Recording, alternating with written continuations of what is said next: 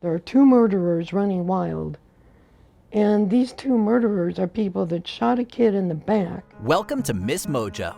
Today we're taking a look at the most notorious unsolved crimes from the year 2000 onward. Out of respect for those involved, this video is unranked. Please note that all entries to follow are listed in chronological order. Due to the sensitive nature of the events depicted, viewer discretion is strongly advised. They say that the man here, Tanashev, was actually filling out a confession, had been cooperative, then all of a sudden he turned and attacked the FBI agent.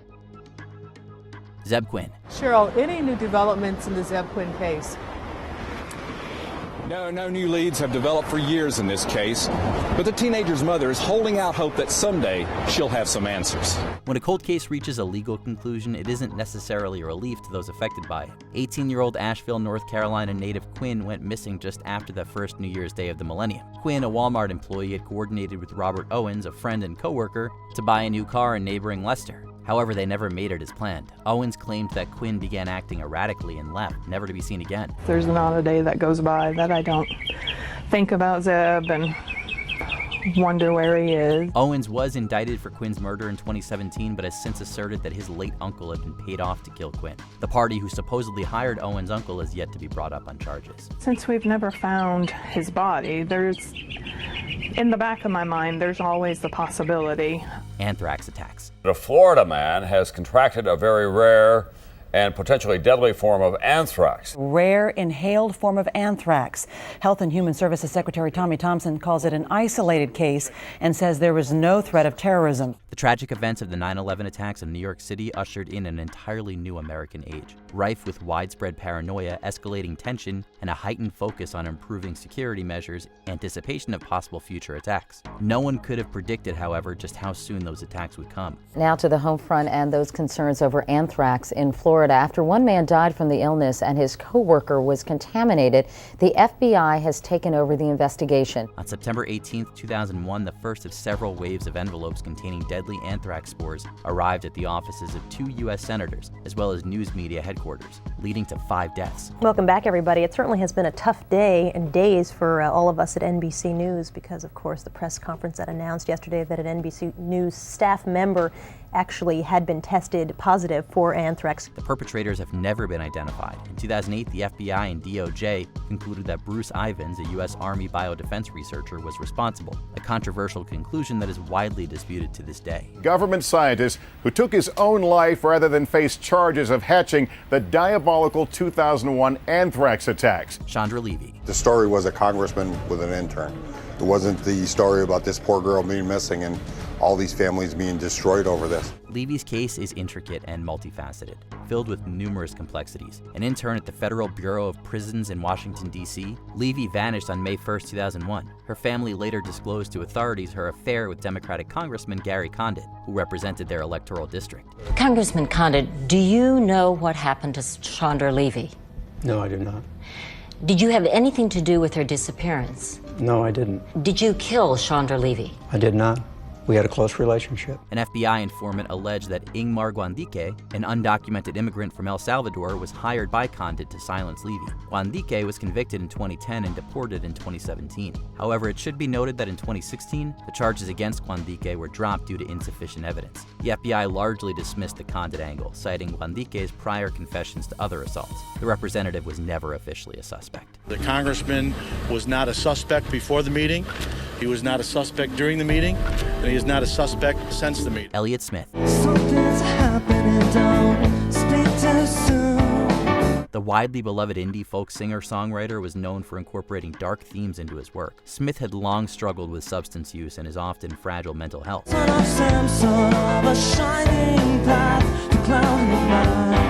His October 21, 2003 death, the result of a knife wound to the chest, has been classified as him taking his own life. Some may find this conclusion understandable given the consistently raw, vulnerable tone of his music. However, record producer and Smith archivist Larry Crane, along with Jennifer Chiba, Smith's then-girlfriend who discovered him dying, have expressed doubts. Not uncomfortable, feeling weird.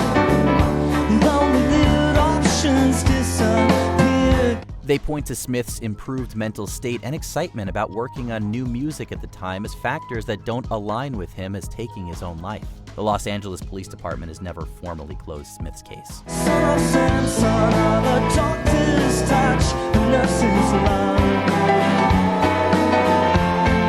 The Jamison family. Jamison family lived here near Lake Eufaula, but Bobby's mom says they were looking to move to the mountains. In early October of 2009, they made the hour-long drive to Latimer County to look for property, but were never seen again. How does a family of 3 people simply vanish off of the face of the earth with no trace of what happened to them?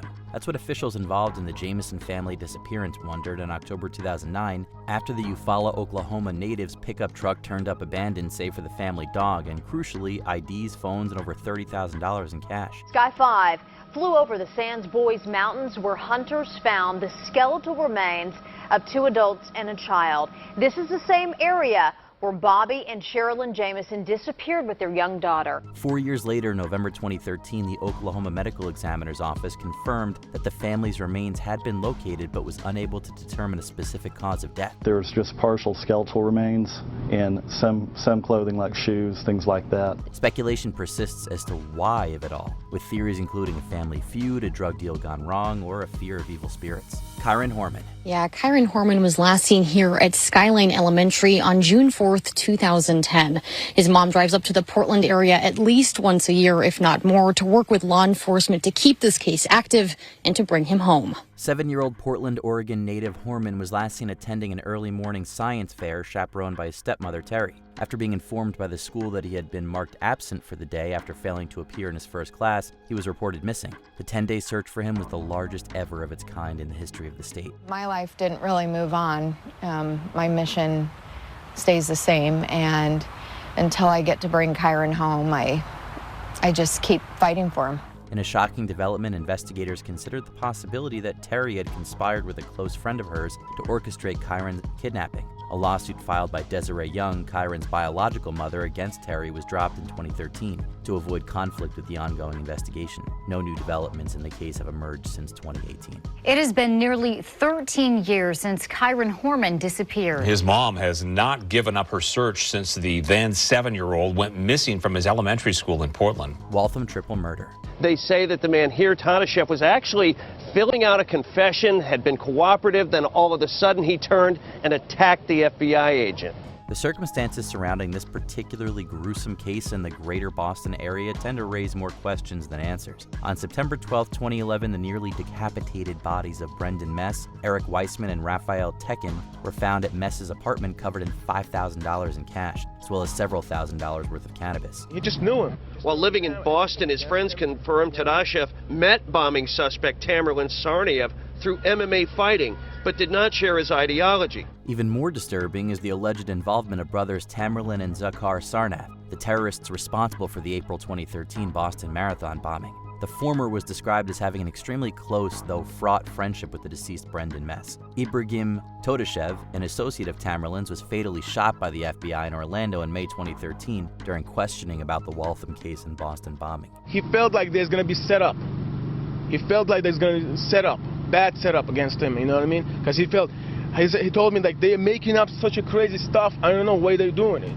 Keith Ratliff. Our current president made a remark that he'd like to renew the assault weapons ban, and based on previous conversations he had prior to being elected and while being a community organizer in Chicago. An employee of the now defunct YouTube channel FPS Russia, Ratliff was discovered at his Carnesville, Georgia home on January 3, 2013, dead from a gunshot to the head. 32-year-old Ratliff co-owned FPS Industries, described by the Anderson Independent Mail as being concerned with the development and production of firearms and related items. So they're a channel that's among the top 10 in most subscribed.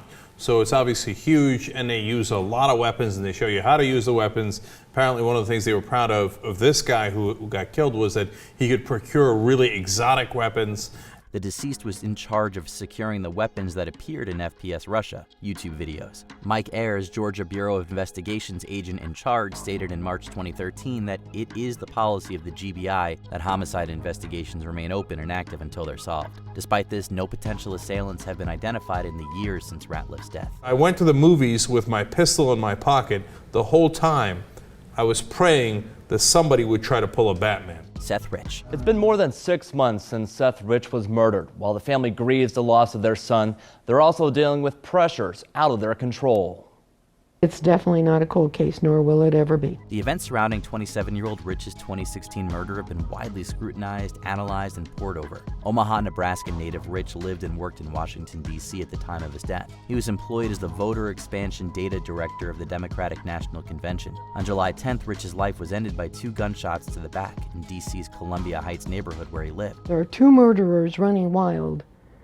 And these 2 murderers are people that shot a kid in the back. Rich's killers haven't been brought to justice, and according to local police, they may have been attempting to rob him. Debunked social media posts and baseless conspiracy theories speculated that Rich's death was actually a political assassination, retaliation for supposedly leaking classified documents. There is no good, strong evidence. It was 4 in the morning, and not people walking by.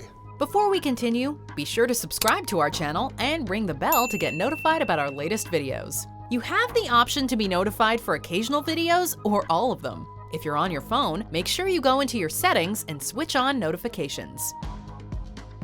Barry and Honey Sherman. There's not a shred of doubt about the generosity of the Shermans. It is estimated they donated more than $100 million to various causes, and their daughter wants that work to continue. The founder and CEO of Canadian pharmaceutical giant Apotex, Toronto philanthropist Barry Sherman and Honey, his wife of 46 years, were found dead next to their pool by cleaning staff on December 15, 2017. A reportedly unscrupulous businessman who had been routinely accused of unethical practices, even Sherman himself had publicly mused that his own murder wouldn't come as a surprise. It's definitely a big struggle. All my siblings and I have been struggling since, for the past 18 months. For me personally, it comes in waves. Apotex had a reputation for its litigiousness, not only toward government regulators, but also its own competitors. Barry was also embroiled in a legal battle with his cousins, the Winters, over unpaid royalties. He was reportedly also $1 billion in debt at the time of his death. The Toronto Police Service has confirmed that the investigation remains active. Did she mention anything about the investigation itself? Because that's still the big question mark here. Well, they wouldn't talk. As a family, they haven't spoken about the investigation, and that was certainly a ground rule going into the interview.